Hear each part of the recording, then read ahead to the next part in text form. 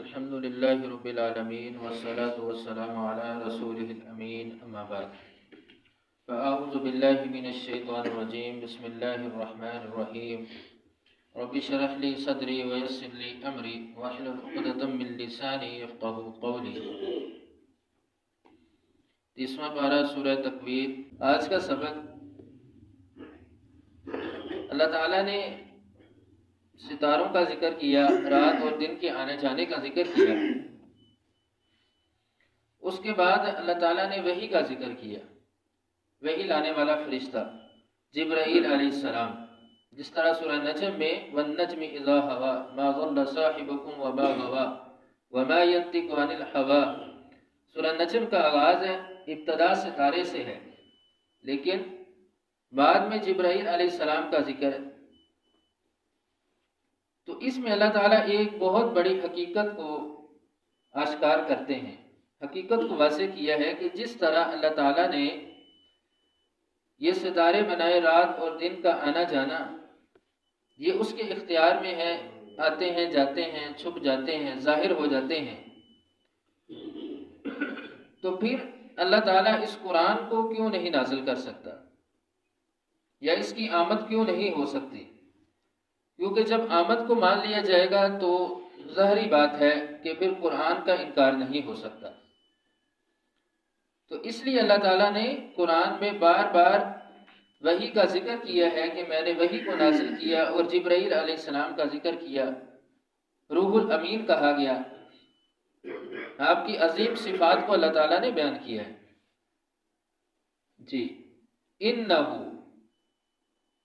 بے شک یہ یعنی قرآن، لقول، یقیناً بات ہے، رسول کی، کریم، عزت والی، وَإِنَّهُ لَقَوْلُ رَسُولٍ كَرِيمٍ، بے شک یہ یقیناً عزت والے رسول کی بات ہے۔ رسول کہتے ہیں قاصد، پیغام لانے والا۔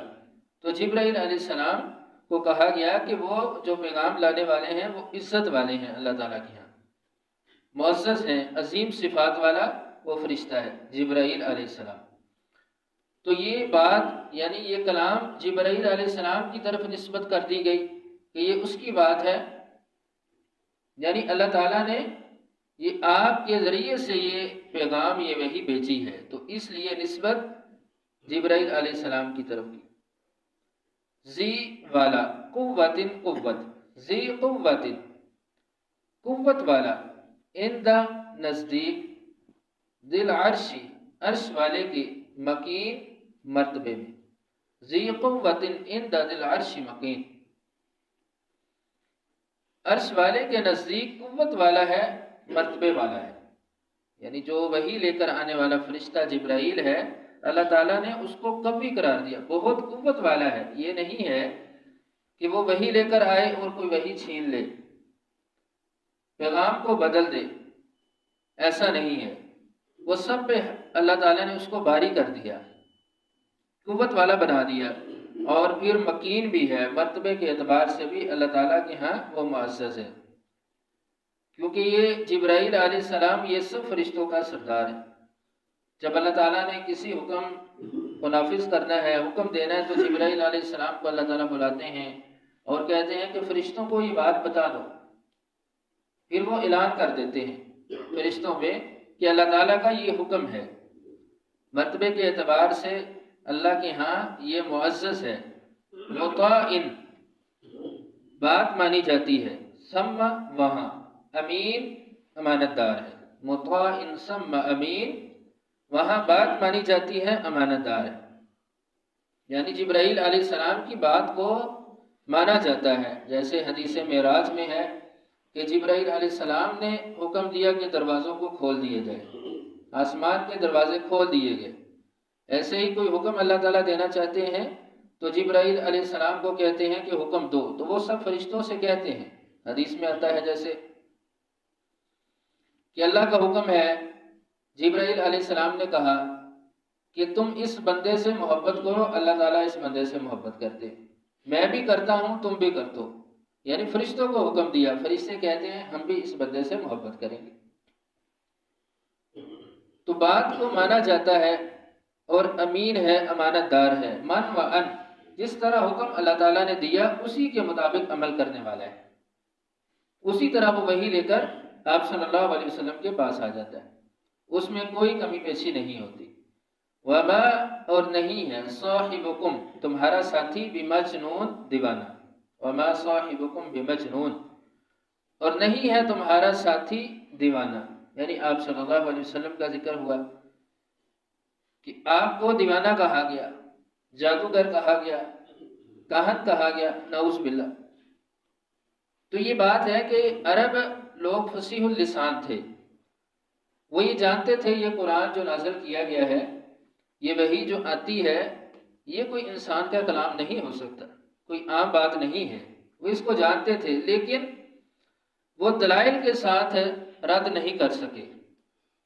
تو پھر جب دلائل کے ساتھ بندہ کسی کا رد نہ کر سکے، اس کی بات کو نہ جھٹلا سکے، تو پھر یہی حربہ ہوتا ہے کہ اس پہ الزام لگایا جائے، تہمت لگائی جائے، بہتان لگایا جائے، اس کو جھوٹا کہہ دیا جائے، یا کچھ بھی اس کے بارے میں، اس کی ذات کے بارے میں بات کر دی جائے تاکہ وہ جھوٹا ہو جائے۔ تو یہی کیا گیا کہ آپ صلی اللہ علیہ وسلم کا جب دلائل کے ساتھ رد نہ ہوا اس وحی کا، تو کہا گیا کہ تمہارا ساتھی دیوانہ ہے۔ تو اللہ تعالیٰ نے کہا وما صاحبکم بمجنون، تمہارا ساتھی دیوانہ نہیں ہے۔ وَلَقَدْ، اور تحقیق، رآہ، دیکھا ہے اس نے اسے، یعنی آپ صلی اللہ علیہ وسلم نے جبرائیل علیہ السلام، بالافق، افق میں، یعنی افق آسمان میں، مبین، واضح، وَلَقَدْ رآہ بالافق المبین، اور یقیناً اس نے جبرائیل علیہ السلام کو واضح دیکھا ہے آسمان پر۔ آپ صلی اللہ علیہ وسلم نے 2 مرتبہ جبرائیل علیہ السلام کو اصلی حالت میں دیکھا، ایک مرتبہ آسمان پہ، دوسری مرتبہ زمین پہ۔ تو آپ نے کہا کہ جبرائیل علیہ السلام کو جب میں نے دیکھا آسمان پہ تو اس کے 600 پر تھے، اور سارے آسمان کو ایسے ڈھانپا ہوا تھا پروں نے۔ تو اتنی بڑی اللہ تبارک و تعالیٰ نے یہ مخلوق بنائی، ذی قوت، بہت قوت والی ہے۔ تو واضح دیکھا ہے، اپنی آنکھوں سے دیکھا ہے۔ وما ہوا، اور نہیں ہے وہ، علی الغیب، غیب پر، بظنین، بخیل، وما ہوا علی الغیب بظنین، اور وہ غیب پر بخیل نہیں ہے۔ یعنی آپ صلی اللہ علیہ وسلم کے پاس جو بھی وحی اللہ کی طرف آئی آپ نے اس کو پہنچا دیا۔ ظنین کہتے ہیں کسی پسندیدہ چیز کو چھپا لینا، روک لینا، واضح نہ کرنا۔ جیسے دنیا کی تعلیم میں دیکھ لیں، کسی اسٹوڈنٹ کے پاس اچھے نوٹس ہو تو وہ دوسرے کو نہیں دکھاتا، اس کو چھپاتا ہے۔ حکیم ہے، وہ اپنا نسخہ نہیں دیتے، چھپاتے ہیں۔ لوگ اپنا فن ظاہر نہیں کرتے، چھپاتے ہیں، یعنی چیزوں کو چھپایا جاتا ہے۔ لیکن دین کے بارے میں، دین کے علم میں بخیلی کرنا حرام ہے۔ تو وما هو علی الغیب بظنین، تو آپ صلی اللہ علیہ وسلم بخیل نہیں تھے، بلکہ آپ نے اللہ تعالیٰ کو اور اپنے صحابہ کو گواہ بنا کے یہ بات کہی تھی۔ خطبہ حجۃ الوداع کے موقع پر کیا میں نے ایک ایک بات وہی آپ تک نہیں پہنچائی؟ بیک زبان سب نے یہی کہا تھا کہ آپ نے ہر بات ہم تک پہنچا دی ہے۔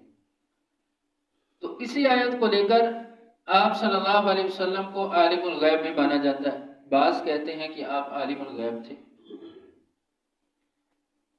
قُلْ لَا يَعْلَمُ مَنْ فِي السَّمَاوَاتِ وَالْأَرْضِ الْغَيْبَ إِلَّا اللَّهُ، متعدد مقامات پہ اللہ تعالیٰ نے قرآن میں کہا ہے کہ زمین و آسمان کا علم میرے پاس ہے، غیب میں جانتا ہوں۔ تو آپ صلی اللہ علیہ وسلم کو اگر غیب سے کچھ باتیں بتا دی گئیں تو اس سے آپ عالم الغیب نہیں ٹھہرے۔ اگر اسی وجہ سے آپ صلی اللہ علیہ وسلم کو عالم الغیب مان لیا جائے کہ آپ کو قیامت کی، قبر کی، جنت جہنم کی کچھ باتیں بتا دی گئیں، اللہ تعالیٰ نے بتا دی، آپ عالم الغیب ٹھہرے، تو وہ باتیں جس طرح اللہ نے آپ کو بتا دی وحی کے ذریعے سے، اسی طرح آپ نے اپنی امت کو بتا دی، تو پھر امت کو بھی عالم الغیب مانا جائے گا، کیونکہ وہ باتیں امت تک پہنچ گئی ہیں۔ تو اس لیے اللہ تعالیٰ نے کچھ باتیں بتائی ہیں، ہر چیز نہیں بتائی، اور جتنی باتیں بتا دی پھر وہ غیب نہیں رہا بلکہ وہ اللہ کی طرف سے خبر ہو گئی۔ وما هو علی الغیب بظنین، اور نہیں ہے غیب پر وہ بخیل۔ جو غیب کی کچھ باتیں بتا دی گئی ہیں اس کو بھی آپ صلی اللہ علیہ وسلم نے من و ان اسی طرح اپنی امت تک پہنچا دیا ہے۔ سبحان ربک رب العزت عما یصفون وسلام علی المرسلین والحمد للہ رب العالمین۔